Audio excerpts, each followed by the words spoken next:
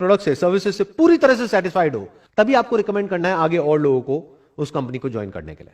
अगर ऐसा एक्चुअल में हो रहा है तो वो कंपनी जेन्युइन है, लेकिन अगर ऐसा नहीं हो रहा है तो वो एक स्कैम है। और ये सब तो वो है जो रूल्स में क्लियरली लिखा हुआ है कि ये करना गलत है। इसके अलावा ऐसी बहुत सारी चीजें हैं जो बहुत सारी एमएलएम कंपनीज में होती है, जो हो सकता है लीगली सही है लेकिन एथिकली बिल्कुल गलत है। मतलब कि अगर कोई भी डायरेक्ट सेलिंग कंपनी है जिसका एक डायरेक्ट सेलर्स का नेटवर्क है, तो स्ट्रक्चर में सारे लोगों को सिर्फ तब बेनिफिट हो सकता है जब जो प्रोडक्ट है और सर्विस है उसकी अपने आप में इतनी वर्थ है कि अगर एक इंसान वहां से 1 रुपए भी ना कमाए तब भी उसको किसी तरह का कोई रिग्रेट ना हो कि मैंने इस कंपनी को ज्वाइन किया। मतलब कि हो सकता है जो गवर्नमेंट के रूल्स हैं डायरेक्ट सेलिंग इंडस्ट्री के लिए, वहां पर यह नहीं लिखा है कि उस कंपनी के जो प्रोडक्ट्स हैं और सर्विसेज हैं उसका प्राइस पॉइंट क्या होना चाहिए, लेकिन ये आपको देखना है उस कंपनी को ज्वाइन करने से पहले। फॉर एग्जांपल, वो कंपनी आपको साबुन का डब्बा बेच रही है 500 रुपए का, जिसके जैसा सेम प्रोडक्ट आपको मार्केट में मिल रहा है 50 रुपए का। तो अगर वहां पर आपको कोई कमीशन ना मिले, कोई इंसेंटिव ना मिले, कोई पैसे की बड़ी बड़ी बातें ना हो, कोई मर्सिडीज की बातें ना हो, बीएमडब्ल्यू की बातें ना हो, तब भी क्या आप वो प्रोडक्ट खरीदोगे?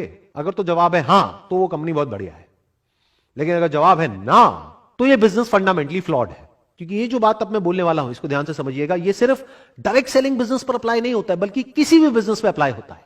अगर उस बिजनेस में रिपीट बिजनेस नहीं आ रहा है, वर्ड ऑफ माउथ स्ट्रांग नहीं है, तो बिजनेस आज नहीं तो कल फेल होना ही होना है।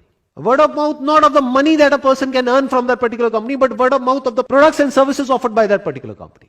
Word of mouth इस चीज का नहीं कि उस कंपनी से लोग कितना पैसा कमा रहे हैं, बल्कि इस चीज का कि उसके प्रोडक्ट्स और सर्विसेज कितने अच्छे हैं।